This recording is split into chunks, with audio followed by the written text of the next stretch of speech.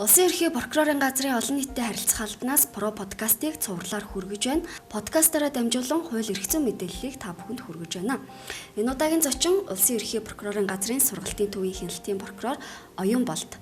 Энэ удаагийн бидний ярилцах сэдэв гэрч хохирогчийг хамгаалах талаар.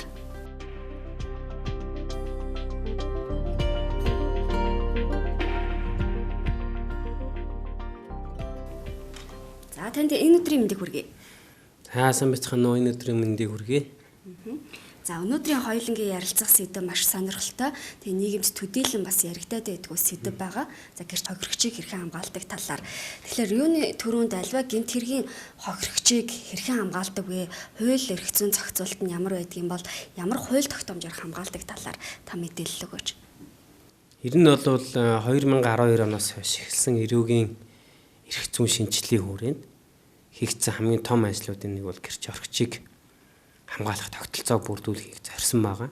Одоо энэ хүрээнд бол гэрч хохирогчийг хамгаалах тухай хууль, эрүүгийн хэрэг хянаж шийдвэрлэх хууль, бусад нэг 4-5 хууль тогтоомжууд бас тодорхой хэмжээний заалтуудтайгаар гэрч хохирогчийг хамгаалах үйл ажиллагаа бол явагдаж байгаа. Ялангуяа гэмт хэргийг шалгаж шийдвэрлэх явцад бол эрүүгийн хэрэг хянаж шийдвэрлэх хуулийн 13 дугаар бүлэгт заасан хамгаалтаар хангаж гэрч хохирогчийг аюулгүй байдлыг хангаж байгаа одоо ийм үйл ажиллагаа явагдаж байна. За энэ ажиллагаа маань дахрын албанаас эхлээд одоо цагдаагийн байгууллага шилжээд даруй бас жил орчмын хугацаа өнгөрсөн байгаа. Тэгээ энэ хугацаанд бид бас гэрч хохирогчийг хамгаалдаг тодорхой арга зүйтэй болсон байгаа. Анх удаага гэмт хэргийг шалгаж шийдвэрлэх явцад бол гэрч хохирогчийг хамгаалдаг ийм арга барил шилжсэн байна. Тодорхой тооны гэрч хохирогчдыг хамгаалаад үр дүнд хүрсэн байна.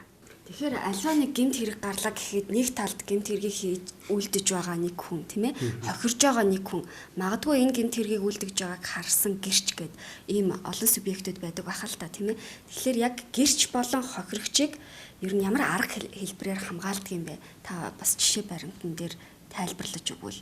Гэрч хохирогчийг хамгаалах арга хэрэгслүүдийг түрүүний дурдсан хуулиуд заасан хэд хэдэн арга хэмжээ байгаа. Хамгийн одоо гол нь бол тухайлбал аюулгүй байдлын хамгаалалт, аюулгүй байдлын арга хэмжээ, сэтгэл зүйн арга хэмжээ болон эрх зүйн тусалцаатай холбоотой арга хэмжээ. Ингээд түр хамгаалан байрлуулах арга хэмжээ гэх мэтлэн нийтлэг ийм 6 төрлийн одоо арга хэлбэрээр гэрч хохирогчийг хамгаалж байна. За үүний бүр хамгийн анхны шатных нь бол одоо тухайн гэмт хэрэг үйлдсэн шалгагдж байгаа сэжигтэн ялагдах ч юм уу хэрэгт холбогдож шалгуулж байгаа хүнд өөрчлөлт сануулах мэт ийм арга хэрэгслүүд бас байгаа. Дээрээс нь бас ямар арга хэрэгслээр хамгаалдаг гэхээр гэрч хохирогчид занал хийсэн тохиолдолд тухайн хэргийн одоо сэжигтэн яллагдах шүүгтгчийг энэ цагдаа орох үндэслэл байхаар заасан. Өөрөөр хэлбэл хохирогчийг занал хийлж эхлэх юм бол үүнийг одоо бас нөгөө хохирогчийг хамгаалахаасаа гадна нөгөө занал хийлээд байгаа хүнээ бас ингээд тусгаарлах, саатуулах ийм нэлээд том зохицуултын хүрээнд бол гэрч хохирогчийг хамгаалж байна. За үүний хамгийн эцсийн одоо арга хэлбэр бол бас царай дүр төрхийг өөрчлөх тийм. Ингээ аюулгүй байдлын хамгаалтын дотроо байдаг бас ахад олон төрөл бичиг баримтыг солих, тэр хүний мэдээллийг нууцлах гэх мэт ийм олон арга хэрэгслэр хохирогчийг хамгаалж байгаа. Мэдээж бол манад ийм царай дүр төрхийг өөрчлөх тохиолдол бол гараагүй байгаа ч гэсэн хохирогчийг нүүлгэн шилжүүлжсэн, бичиг баримтын сольсон байгаа мэдээллийн нууцлсан хамгаалах байранд барьсан тохиолдлууд бол ийм арга хэмжээ авч хамгаалсан тохиолдлууд бол нэлээд хэд байгаа. Тэгээ үүний үр дүнд л гэрч хохирогчийн аюулгүй байдал хангагдаж тэр хэрэг бас илүү одоо хохирогчийн одоо хамгаалтанд ор ингэ шийдэгдэх юм боломжтой бүрдэж явж байна.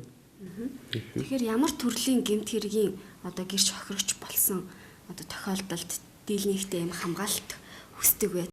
Яг одоо бол нийтлэг ийм ус төр бизнесийн гэдэг ч юм уу, ийм бүлэглэлийн ч юм уу ингээд аюул занал хийхээс илүү энэ ойр дотныхоо хүний одоо аюул занал хийлэлд өртөж байгаа тохиолдлууд байгаа. Энэ тухайлбал одоо гэр бүлийн хүч хэрхийлэх гэсэн хэрэг байна. Гэр бүлийн хүч хэрхийлүүлдэг. Эсвэл одоо таньдаг болон ойр дотн тус мэддэг хүмүүсийнхээ гэмт хаалганд өртөөд ингээд би эрхт нэрээ хохирсон ийм хэрэгүүд дээр өнөөгийн байдлаар хамгийн их энэ гэрч хохирогчийг хамгаалах хамгийн өндөр түвшинд явагдаж байна. Мэдээж зарим нэг хэрэг дээр бол тухайлбал хүчиндэг ч юм уу, бага насны хүүхдийн амнаас эрүүл мэндэд тохирол учруулах ч юм уу энэ хэрэгүүдээр бас хамгаалж явж байгаа тохиолдлууд байгаа. Мөн одоо эн чинь зөвхөн гэрч хохирогчгээсээ илүү бас нөгөө гэрч хохирогчийн ар гэрийн хүмүүсийг бас хамгаалж болдог зохицуулттай. Өөрөөр хэлбэл тэрний ойр дотнуудыг ах トゥ төрөл садан эхнэр нөхөр хүүхэд гэд тэр гэрч хохирогчтой хамаарал бүхий харилцаатай хүнийг бас айлгаж барьцаалж занал хийх хэргийн мэдүүлгийг өөрчлөхөөр оролдох зэрэг ийм тохиолдолд тэдний гэрийнхнийг бас хяналтанд хамгаалтанд авдаг ийм зохицуулттай учраас бол хэрэг эхлээд шалгахаас ахуулаад шүүхээр тэр хэрэг шийдэгдэх хүртэл аль ч шатнд гэрч хохирогчийг хамгаалж болох ийм зохицуултуудтай байгаа. Тухайлбал одоо хамгийн сүүлд гэхэд одоо нэгэн аймгийн одоо хэрэгт шалгагдсан кейс байна. За энэ тохиолдолд бол бага насны хүүхдийг одоо хойд эцэг нь хүчнэдсэн ийм одоо жигшүүрт хэрэг гарсан байна. За энэ хэргийн явцад тухайн хүүхдийн төрсэн ээж нь өөрөө тэр одоо гэмт хэрэг үйлцэн этгээд одоо хувилдах ч юм уу тодорхой байдлаар нөлөөнд орох замаар түр хамгаалах байранд байгаа охиндоо нөлөөлөхийг оролцсон байгаа. Өөрөөр хэлбэл одоо охиндоо тодорхой загтал оруулаад мэдүүлгээсээ буцаач хойд эцэгчээ шоронд орно. Гомдлгүй хилдэчээ гэдэг ч юм уу одоо бусдын занал хийсэн бичгийг өөр авчирч өгсөн байх чинь. Бусдын нөлөөлөлд орж. Тэгээ энэ тохиолдолд тэр хүүхдийг өөр аюулгүй газар хамгаалсан. Дээрээс нь бичлсэн хамгаалт. Буюу бие дагаж явдаг хамгаалт бас байдаг. Цагдаагийн байгууллагын гэрч хохирогчийг хамгаалах хилцэл тусгай юм хогныг биечил дагаж явж байгаа. Одоо бие хамгаалагч шиг ийм хамгаалтуудаар хангадаг. Бас холбоо харилцааны хэрэгслээр хамгаалдаг юм ийм олон арга хэрэгслүүд. Тэгээ энэ тохиолдолд нөгөө хүүхэд болвол одоо шүүх хурлын явцад мэдүүлгээсээ буцахын нөлөөл байсан учраас тэр хүүхдийг цагдаагийн байгууллагын тусгай хилцэн хамгаалтанд аваад нүүлгэн шилжүүлээд мэдээллийг бол нууцлсан байна. Өөрөөр хэлбэл гэмт хэрэг үйлдсэн этгээд өөрөө биш хүнээр тэр хүний ойр дотны гэрч хохирогчийн хамгийн ойр дотны хүнээр дамжуулж нөлөөлсөн учраас энэ хоёр хүнээс хоёулангаар нь тусгаарлаж өөр газар нь шилжүүлэн нүүлгээд тэрний мэдээллийг нууцлаад энэ хэргийг шийдвэрлэгдэл одоо хүүхдийн байгууллагын дэмжлэг тусалцааг аваад тийм шаардлагатай хууль ёсны төлөөлөгч томилуулах гэх мэтэр дээрэс нь гол зүйл бол аюулгүй байдлын хамгаалалт авсан байгаа. Тэгээ аюулгүй байдлын хамгаалтыг авч дуусаад энэ хэргийг шийдвэрлэгдэл одоо гэрч хохирогчийг хамгаалж хийж амжилттай шийдсэн юм тохиолдол байна. За ямар ч хэлсэн хэрэг шийдэгдтэл гэрч хохирогчийг хамгаалах процесс бол иймэрхүү байдлаар явагддаг юм байна. Тэгвэл яг шүүхийн шатанд очиод шүүх хурлын үеэр жишээлбэл гэрч хохирогчийг хэрхэн яаж оролцуулдаг юм бэ? Магадгүй нөгөө гэмт хэрэг хийсэн хүнийхээ царай төрхийг хармааргүй байгаа шүү дээ. Айдастай ч байд юм уу? Тэм шалтгааны улмаас хараагүй байгаа тохиолдолд шүүх хурлыг ямар байдлаар зохион байгуулдаг юм бэ? Ер нь бол шүүхийн явцад гэрч хохирогчийн аюул байдлыг хамгаалах бас ахиад тусгаалсан зохицуултууд байгаа. Гэрч хохирогчийг хамгаалах тухай хуульд мөн одоо ирүүн. Тэнд ямар арга хэмжээнүүд байдаг гэхээр нэгдүгээр шүүгдэгчдэд тусгаарлаж шүүх хурланд оруулдаг. Өөрөөр хэлбэл шүүгдэгчийг гаргасны дараа хохирогчийг оруулж ирж мэдүүлэг авч хаалттай хуралдаа явуулах та. Эсвэл хохирогчийг мэдүүлэг өгөхдөө шүүх хурал болж байгаа газараас өөр газараас буюу онлайнаар зайнаас цахим хэлбэрээр тэдгээрийн аюулгүй байдлыг хангасан нөхцөлийг бүрдүүлээд онлайн цахим хэлбэрээр хурал хийх замаар гэрч хохирогчийг хамгаалж болно. Эсвэл гэрч хохирогчийг зайлшгүй оролцуулах шаардлагатай гэж үзвэл болж өгөөсөж нөгөө шүүгдэгч этгээдтэй уулзуулахгүйгээр тэдний аюулгүй байдлыг хангах бичлсэн хамгаалалт өөр бусад одоо шаардлагатай арга хэрэгслэр яг тэр хурлын явцад бол хамгаалж байгаа. Тэгээ хурлаас гаргахтаа хүртэл төрүүлж хохирогчийг гаргах гэдэг ч юм ингээд өөрөөр хэлбэл шүүх хуралдаан шийдэгдээд тэр хүн одоо тодорхой хэмжээний эрүүгүй хариуцлага хүлээлгэх хүртэл гэрч хохирогчийг бүхэлд нь хамгаалж болох 4-5 хэлбэр аль нэгийг сонгож эсвэл 1-2-ыг давхар хэрэглэх юм уу ийм байдлаар гэрч хохирогчийг шүүх хуралд оруулж тэдний аюулгүй байдлыг хангаж байгаа. Ер нь биечилж оролцуулахгүй байх боломж нөхцлүүдийг ч одоо манай эрүүгийн хэргийн анхан шатны болон давзаалт хатны шатны шүүгүүд бол бүрдүүлсэн байгаа. За тэгэхээр гэрч хохирогчид өөрсдөө аюул дүртлөө гэдгийг хэрхэн яаж мэддэг вэ? Магадгүй нөгөө гэмтэтгээд маань за намайг дормжилж байдгийн хараа зөвчл байдгийн ч гэдэг юм уу те сүрдүүлжил байдгийм а гэдэг утгаараа нэг тоохгүй өнгөрөөдөг ч юм уу. Гэтэл эргээд эрсдэлд орох нөхцөл байдал нь үүссэн ч байдаг юм уу? Эргээд нөгөө сүрдүүлж байгаагаа ч юм уу хэрхэн яаж баримтлуулж хуулийн байгууллагад хандах вэ? Магадгүй намайг сүрдүүлээд байна гэдгийг бас илчлэх баримт нотлоготой зүйл байх хэрэгтэй байх л да тийм ээ. Хэрхэн баримтжуулах вэ? Ер нь бол ихэнх тохиолдолд тохирогч өөрөө бас баримтжуулах боломжгүй байдаг.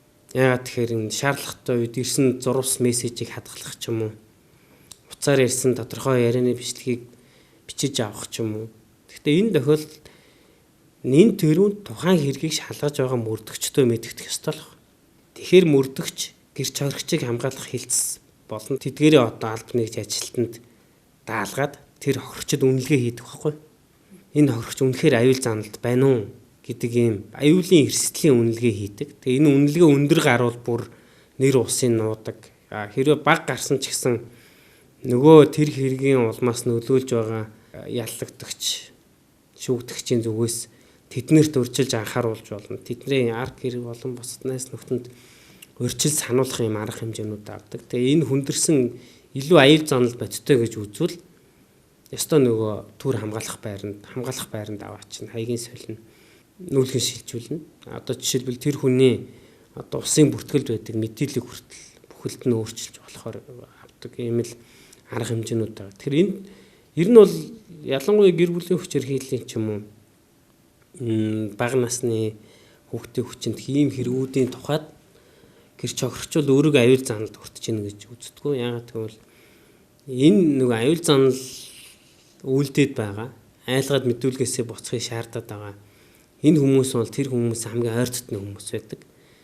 Тэгэхээр одоо аргагүй гуйлт гэж үздэг ч юм уу эсвэл одоо энэ хүн миний амьдралд санхүүгийн хувьд дэмжлэг үзүүлж байгаа хүн манай гэрийг тэжээдэг хүн гэдэг байдлаар тэр аюул заналыг нуугаад өнгөрч байгаа юм тохиолдол байна. Тэгэхээр энэ тохиолдолд өөрсдөө баримтжуулж барьж бас явах бол шаардлагагүй шууд мөрдөгчтэй хандна. Мөрдөгч нь гэрч хоригчийг хамгаалах хэлцээр тодорхой тэр гэрч хоригчийнхаа утас мессеж бусад харилцааны хэрэгслийг үүсгэх тэр яриа одоо заналт хийлийг баримтжуулж авдаг юм боломжтой байгаа.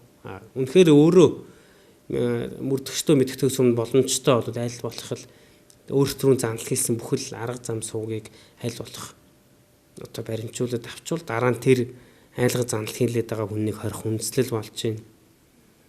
Гэрч хорчиг өөрийг нь хамгаалах үндэслэл болж байна гэд ингээд явдаг. Хохирч аюул заналд өртчүүл хамгийн бага түрүүнд энэ цагдаагийн байгууллага маань тийм сэтгэл зүйчтэй ярилцлаганд оролдог. Тэгээд сэтгэл зүйч энэ хүнхээр айлгал сүрдүүлэн заналт хийлт байгаа юм байна. Энэ хүнийг заавал хамгаалах ёстой гэдэг дүгнэлт гарахаар энэ шийдвэрийг одоо прокуророос гэрч хоригчийг хамгаалах бүх одоо ихэнх шийдвэрүүдийг прокурор бие дааж гаргадаг. Урьдчилан сануулгыг бол мөрдөгч авдаг. Шүүхийн шатанд бол шүүгч өөрөө гэрч хоригчийг хамгаалах арга хэмжээг шүүгч өөрөө аваа явуулдаг. Ийм одоо уялдаа холбоотойгоор зохицуулсан. Ихэнх тохиолдолд бас гэрч хохирогчид за хуулийн байгууллагын намайг яг хамгаалж чадах болов гэдэг нэг юм эргэлзээтэй ойлголттой яваад байдаг л да тийм ээ. Та тэгээ подкастын төгсгөлд яг энэ талын мэдээлэл өгөөч. Манай хууль хүчний байгууллага прокурорынхан яг гэрч хохирогчийг хамгаалах талаар хэрхэн ажиллаж байна вэ? Яг нь ер нь 2015 оноос энэ гэрч хохирогчийг хамгаалах хууль эхэлж хэрэгжих хүртэл хугацаанд ийм бас буруу хандлага байсан. Ингээд одоо амьд хэргийн гэрч усноос өсөх хүний дээр бол гэдэг ч юм уу те гэрч хохирогчийн талаар ийм дорд өгүүлэмж яриатай байдаг.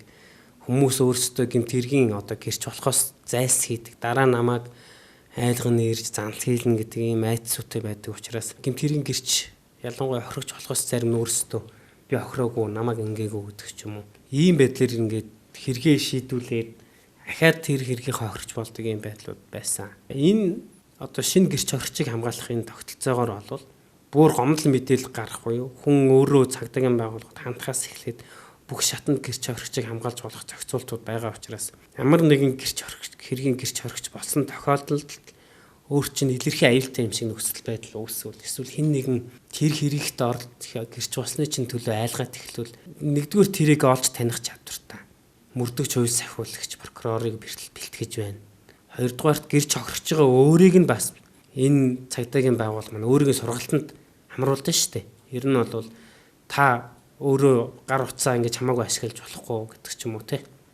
Янз бүрийн ийм зааврууд өгдөг. Тэг гэрч хохирогчийн хамгаалтанд орчоод манайхын үүнийгээ бас зөрчдөг тохиолдлууд ч байна. өөрөөр дураараа гарч хамгаалах байрнаас явдаг ч юм уу. Эсвэл өөрийн занл хийлж байсан этгээдүүдтэй холбогдох гэж оролддог ч юм уу. Бас нэг ийм онцлогуд байдаг. Тэгэхээр энэ талд бол нөгөө алпагчдыг буюу цагдаагийн мөрдөгчтэй гэр чаврагчийг хамгаалах хилцс маань хангалттай ажиллаж байгаа. Тэгэхээр та бүхэн бол гэр чаврагч ингээд болоод эхлэхэд л ямар нэг айдас хүзгүүгээр шүүх хурлын тэхэнд очих мөрдөн шаналгын ажиллагааны явцад мэдүүлэг өгж тэрийг хамгаалах гэх мэт энэ боломжууд бол бүхэлдээ хангагдсан. Энийг хэрхэн хүсэлтэд гаргах вэ гэдгийг нь бол аль ч үед хүсэлтэд гаргаад бол мөрдөгч хүлээгээд авдаг прокурорын хяналтын явцдаа тэр гэр чаврагч аль нэг нь занлын дурдсан байна гэдэг бол өөрсдөө таних юм чадваруудыг аль болох энэ мөрдөгч прокурор шүүгчд ингээд сургалтаар олох юм арга замыг эрэлхийлээд ажиллаж байгаа. Тэгэхээр та бүхэн бол одоо гэмт хэргийн гэр чаврагч болсноос бол айх шаардлагагүй гэдгийг хэлмээр байна. Гэр чаврагчийг хамгаалах талаар ярилцсан танд ажлын амжилт хүсье.